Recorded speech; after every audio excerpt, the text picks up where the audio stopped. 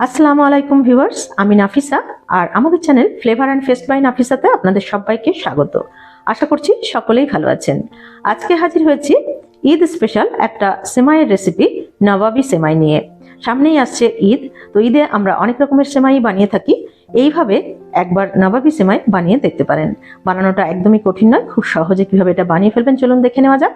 আর চ্যানেলে নতুন বন্ধু হলে রিকোয়েস্ট করবো চ্যানেলটাকে সাবস্ক্রাইব করে পাশে থাকা নোটিফিকেশন বেলটাতে ক্লিক করে দেবেন, যাতে আমরা পরবর্তী কোনো ভিডিও আপলোড করলে তার নোটিফিকেশনটা ফ্রিতে সবার আগে পেয়ে যেতে পারেন।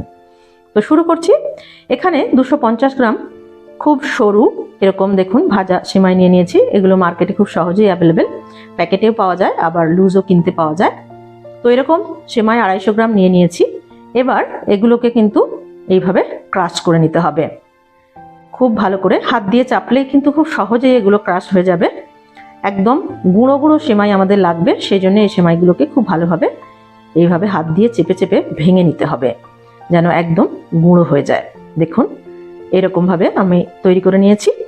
এবার ওভেনে একটা কড়াইতে নিয়ে নিচ্ছি 2 টেবিল স্পুন ঘি। যেহেতু আমরা নবাবী সেমাই বানাবো সেই জন্য ঘি দিয়ে বানানোটাই ভালো হবে, তেল ব্যবহার না করে।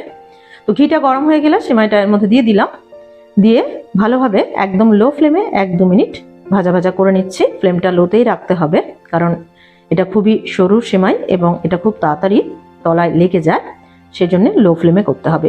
1 চিমটি লবণ দিয়ে দিলাম, আর দিয়ে দিচ্ছি 1/4 কাপ পরিমাণ গুঁড়ো চিনি।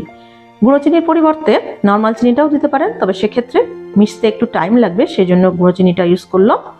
আর এখানে 2 টেবিল স্পুন গুঁড়ো দুধ দিয়ে দিলাম। এবার এই সব কিছুকে সেমাইটার সঙ্গে খুব ভালোভাবে মিক্স করে ভাজা ভাজা করে নেব। এবার দিয়ে দিচ্ছি 1/3 টিস্পুন এলাচ পাউডার, দিয়ে আরও একবার ভালোভাবে মিশিয়ে নিচ্ছি। এরকম হালকা একটা গোল্ডেন কালার আসা পর্যন্ত সেমাইটাকে ভেজে নিতে হবে। টোটাল 5 থেকে 6 মিনিট টাইম লাগতে পারে। এবার এটাকে দুটো পার্টে ভাগ করে নিয়েছি। 3/4 পার্ট একটা পাত্রে আর 1/4 পার্ট আর একটা পাত্রে। 3/4 পার্ট দিয়ে আমরা বেসটা বানাবো, আর 1/4 পার্ট দিয়ে আমরা টপ আপটা করব। তো আমরা এখানে দুটো পাত্র নিয়ে নিয়েছি, দুটো পাত্রে আমরা এটাকে সেট করব। তো যে 3/4 পার্ট নিয়েছিলাম আলাদা পাত্রে, সেই সেমাইটা দিয়ে আমরা দুটো পাত্রের বেসটা বানিয়ে নিচ্ছি। এইভাবে দুটো পাত্রে সমানভাবে দিয়ে বেসটা বানিয়ে নেব। দেখুন 1 থেকে 1.5 ইঞ্চি থিকনেস হবে। এইভাবে দুটো পাত্রে নিয়ে নিচ্ছি।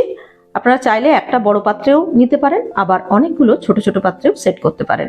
এবার ফ্ল্যাট তলাযুক্ত একটা গ্লাস দিয়ে এইভাবে ভালোভাবে চেপে চেপে নিতে হবে, যাতে এটা বেশ ভালোভাবে সেট হয়ে যায়। দেখুন এইভাবে একটু চাপ দিয়ে দিয়ে এটাকে সেট করে নিতে হবে। 1 থেকে 1.5 ইঞ্চি থিকনেসের বেস আমাদের তৈরি হয়ে গেল। এবার এর উপরে একটু ছড়িয়ে দিচ্ছি চপ নাটস। এখানে কাজু, পেস্তা আর আমন্ড কুচি নিয়েছি, সেগুলো দিয়ে দিলাম। খুব ভালোভাবে ছড়িয়ে দিচ্ছি।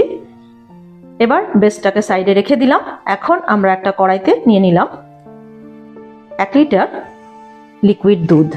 কড়াতে একটু জল দিয়ে দিয়েছিলাম, কারণ তাহলে দুধটা তলায় লেগে যাবে না। অল্প একটু দুধ একটা বাটিতে উঠিয়ে নিয়েছিলাম, সেই দুধের মধ্যে নিয়ে নিচ্ছি 2 টেবিল স্পুন কর্নফ্লাওয়ার, তার সঙ্গে অ্যাড করে দিচ্ছি 2 table spoon vanilla custard powder. দুধটা ঠান্ডা অবস্থাতেই আছে, ঠান্ডা মানে নর্মাল রুম টেম্পারেচারে আছে। তো এবার এটাকে খুব ভালোভাবে গুলে নিতে হবে লাম্প ফ্রি অবস্থায়, যেন কোনো রকম কোনো লাম্পস এর মধ্যে না থাকে। খুব ভালোভাবে গুলে নেওয়া হয়ে গেছে দেখুন। এবার এটাকে সাইডে রেখে দিচ্ছি। এদিকে আমাদের যে দুধটা ফুটতে দিয়েছিলাম সেখানে বয়েল চলে এসেছে। হাই ফ্লেমে একটা বয়েল চলে আসার পর এইভাবে স্ক্রেপ করে করে দুধের কড়াইতে যে দুধের মালাইটা জমেছে সেটাকে দুধের সঙ্গে মিশিয়ে নিচ্ছি।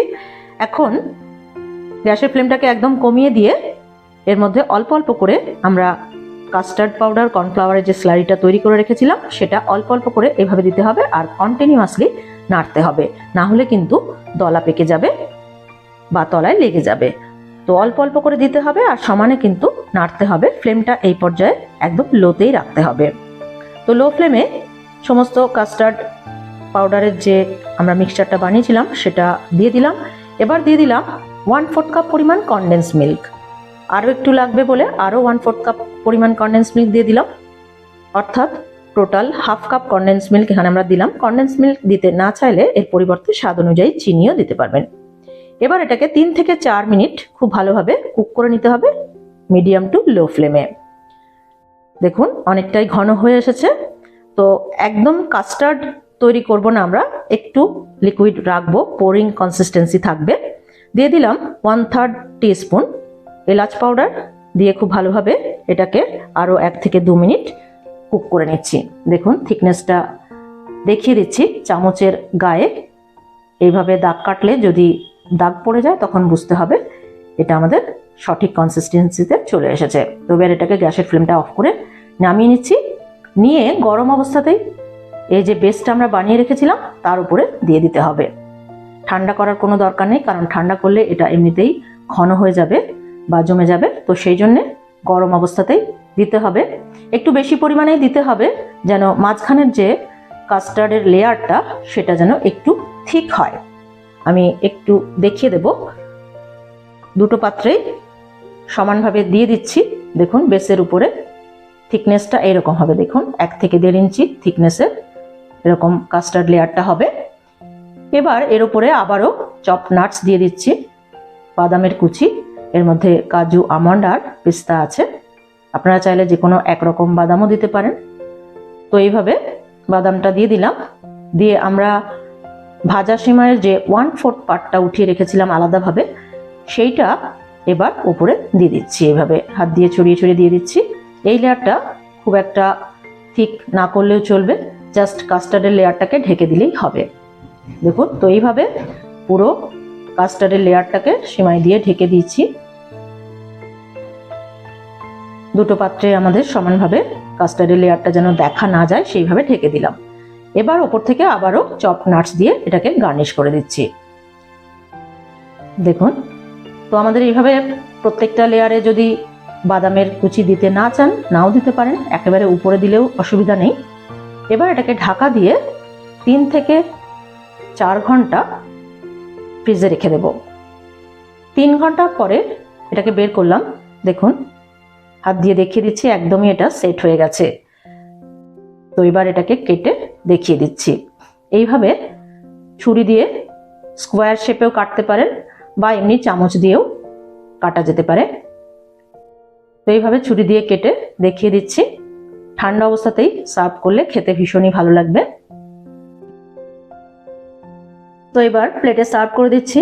দেখেই বুঝতে পারছেন এটা কতখানি টেম্পটিং লাগছে। তো খেতে অসাধারণ হয়েছিল। দেখুন কাস্টার্ড লেয়ারটা দারুণভাবে সেট হয়ে গেছে।